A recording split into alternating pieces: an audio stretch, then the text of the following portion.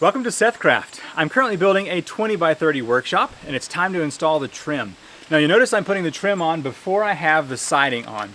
The reason for that is because I'm installing this Z-bar. This is a metal channel that will basically rest on top of the trim and allow the siding to rest on top of that so that any water ever gets to this, it will hit this metal trim and roll off. So let's go ahead and begin installing the trim work around here. It's going to be on the corners, the bottom of the building, around the windows, and also up at the soffit. So let's go ahead and get started. The trim that I'm installing is called Miratec. It's a compressed wood that is rot resistant and is also primed already. And I'm going to be using this 1x2 material on the bottom, and then the corners will have the 1x5. So I already had a bunch of this, and that's why I'm using these sizes. All right, so this is going to go right here on the edge of the building, and I'm going to have the trim, that Z-bar, all the way up here on the top of it. So let's go ahead and put a screw in here to help hold this up since I am working alone. All right, I may put in a couple of these just to hold it up so I can get this in place. I've also found that if you take the material and put a few screws in it, it will greatly improve your install because you don't have to hold the material up while you're working with the screws here. Let's see how well it's going to install with me using those screws to hold things in place. I think I'm going to have to put a few more down here because since I'm working alone, I've got to be on this corner to match up the edge there.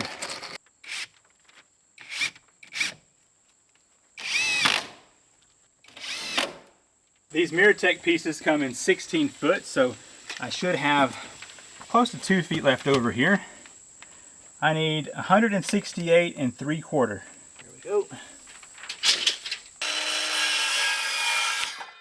Okay, time to get the next piece up. Now I have already put those support screws in, so it should be hopefully a little easier to hold this up on its own. If that end over there does have any excess, I can always just cut it off flush with a saw. Now to install the Z-bar metal channel, it goes right above that trim. I want to match it up here on the end because the corner trim is also going to rest on this. So I've got just some regular roofing nails that I'm going to use to attach this. Now, I oftentimes will smash a finger when trying to install these roofing nails. And so sometimes you can use some pliers to hold that for you. All I had was these long ones, so feel free to use some shorter roofing nails. There we go. And I'm going to put one of those every couple of feet to keep this channel in place.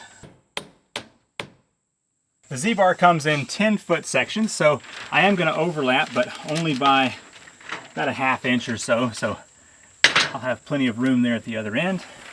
And of course, I'm going to wait to put in my nail on that first piece here so that they can overlap, and then I'll be able to put this in pretty close here. Now to prevent any water from ever getting behind this Z-bar, I like to use Tyvek tape on top of that. So I'll start here on this end and place the tape about a 1/2 and 1/2 there on the Z-bar versus up on the house wrap. I'm just going to get this placed on here.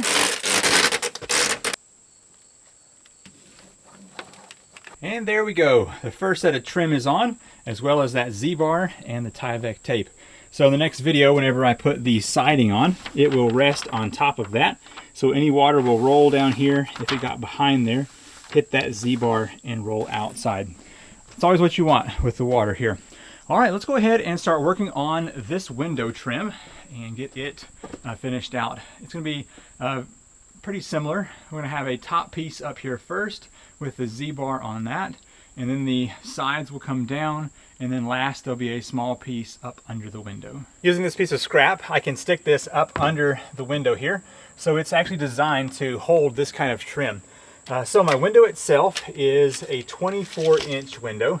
Plus this is 1.5 inches for this trim over here. And I kind of like the look where the top piece sticks out an extra inch or two. So I think what I'm going to do is a 30-inch piece that will go on the top up here. So our first cut is going to be 30-inch.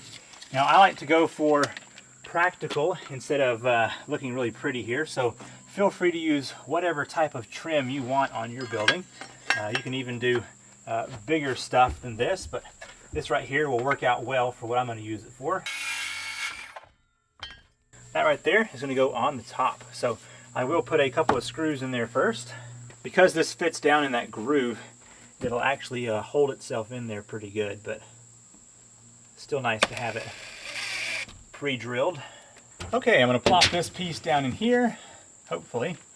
Sometimes these vinyl windows need a little touch of trim with a saw or a knife to get these plastic bits off. Let me show you that real quick. If you look right here on this corner, it sticks out, I don't know, 1/8 of an inch or so, and that's just enough that I need to take a knife and just trim that back. So I'll set the camera down and work on that real quick, and this piece of trim will slip down in there. I'm gonna take this piece of trim and slide it up in here now, and then I can use my tape measure to make sure I have equal lengths on both sides. The sides are going to go from the bottom of that top trim piece down to a little bit past the window, and that's because this piece of trim is going to be up under here like this. Once again, I have to trim off those little bits of vinyl that are sticking up, but essentially we want to know what the window height is and then add this piece right here. So let's see what we got.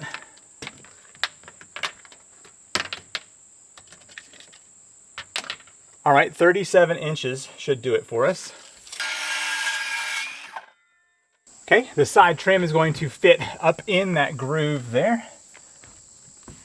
Press it in as far as it'll go comfortably.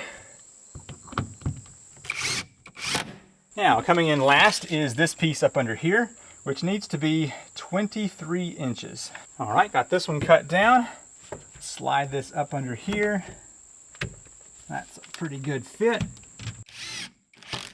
I have another piece of this Z-bar, which is going to go on top of the window. I need this to be 30 inches. Let me measure this out here.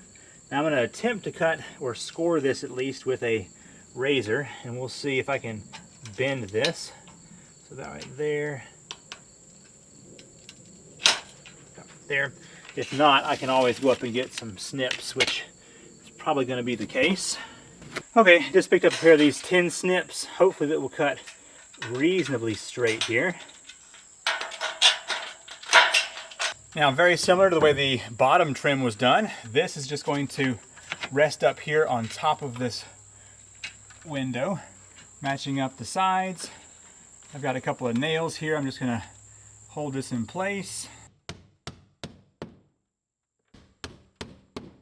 Use Tyvek tape to go across here.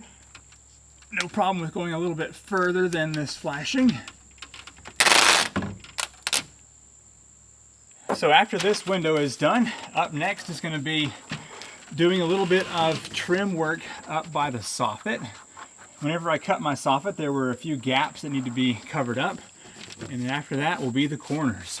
I picked up some more Miratec trim, and I found out the hard way that whenever you get 1 inch in this Miratec, it actually is 1 inch versus when you get 3/4 like this one right here. So with that bigger stuff, what I'm doing is putting it up under the eave space, which I'll show you here. See that extra large gap right there between the building and the soffit? Well, that needs to be filled up to prevent bugs from getting in. And so I'm going to put that 1 inch stuff along that edge. And then I'm also going to use the 1 inch stuff here on the corners. So let's go ahead and get to work doing that. Now, like I've done before, I've got a little jig to help hold up this Miratec trim board.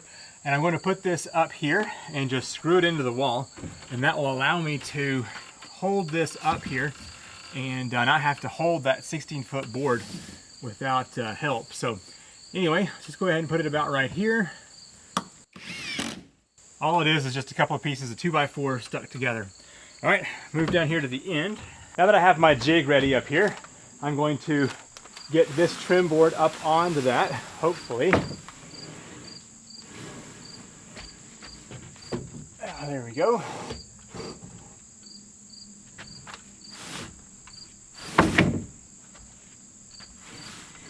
Oops, the board fell down, but should be fine over there. It's not ideal that my other board fell over down there, but I'm going to try to make the best out of it.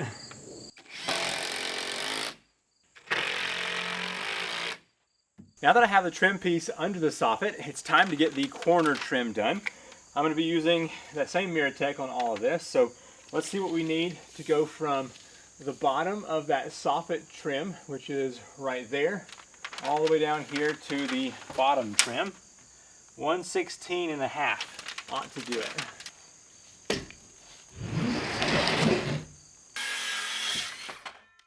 I cut this trim piece about 1/4 inch shy of that 16.5 so that it would fit up in that angled piece up there.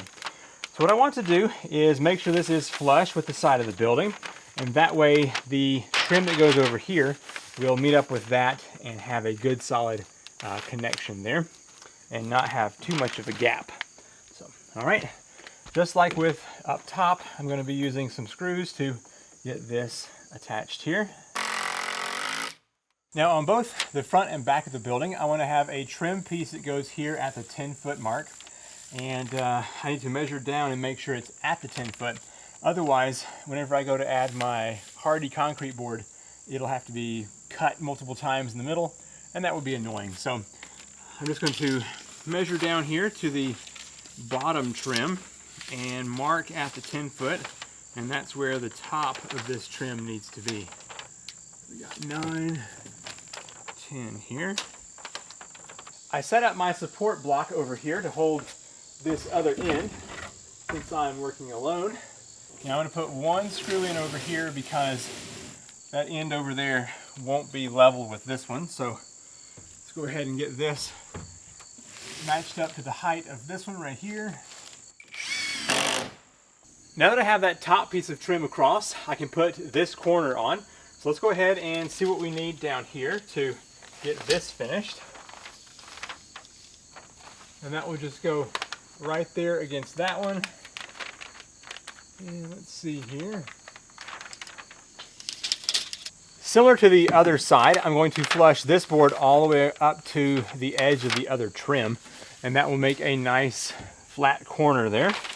So get this resting on that drip edge down below, match up that flush with the other side, and then just put a screw in here. Now that I have the corner trim done, it's time to trim out this door. Now eventually this door is going to be inside of its own little room here, but I'm still going to go ahead and put trim. So I just want to measure from the top of this lower trim to the edge of the frame here. It looks like we need exactly 79.25 inch. This trim is going to go flush with the outside of the door here.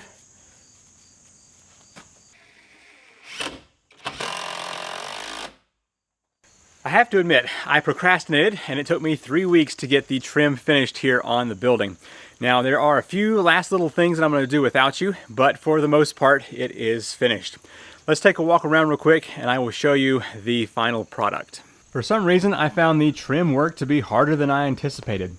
So first of all, I started by putting the trim down here on the bottom. That's just simply some 3/4 inch by 2 inch Miratec, and I did put the Z bar on the bottom and used Tyvek tape to seal that off.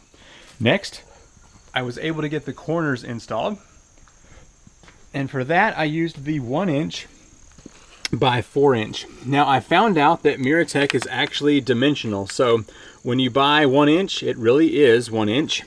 And what I was anticipating was getting 1 inch to be 3/4 inch, but it is what it is. So anyway, as you can see, I put this piece on first, lined it up with the edge of the building, and then I put this piece on next, and it lines up with that other piece of trim on the side. Now for the windows, I came back and modified what I had done. Originally, I had this top piece of trim come out an extra inch or two, And then I realized it's going to be a nightmare getting those the siding on here with that little piece. So I trimmed it down and put the Z-bar up top, and then of course got the sides down here, and then this piece down here as well. So that worked out pretty good. Now the doors were also a bit of a challenge.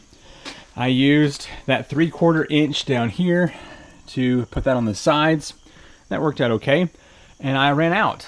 So I used the small piece up here, and it doesn't look as good, but it's going to be okay. So apparently none of my local hardware stores have the 3/4 inch Miratec. And so when I ran out, I ran out. Now they did have the batten strips that I used down here. Anyway, this corner is done. Got the other window done over here, looking pretty good. I've got all of this down here.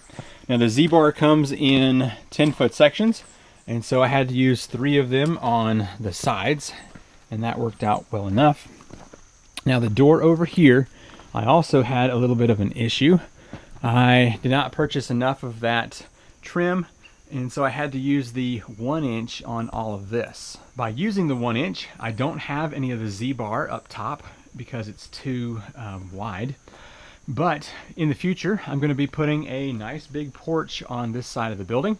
And so the roof line will be up above the window and door, and that means the Z-bar won't really matter as much because the water won't be getting to that. Now, I did add a little bit of trim up under here. So there's trim up under the eaves, which will allow the gap between the building and that soffit to be bridged. And that's going to be very helpful. Now, there are a few places still that there's a gap that bugs could enter into, especially if I move around over here.